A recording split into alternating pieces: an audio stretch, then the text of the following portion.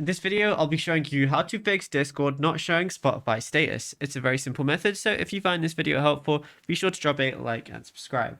Now, this can, fail due to various bugs. So what you want to do is open up your Discord application, go over to your settings, and you're going to see a lot of options, but go over to connections. Then what I'd recommend is if you have Spotify here, basically completely remove it and unlink it. Then what you want to do is go back to Spotify and then log into your Spotify account. It's going to obviously open up another window. So I'm just going to log in right now.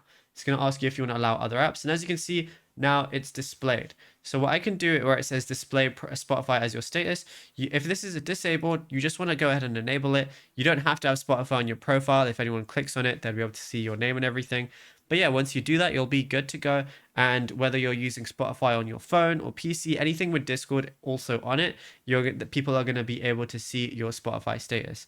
And yeah, it's as simple as that. Now, if you found this video helpful, be sure to drop a like and subscribe.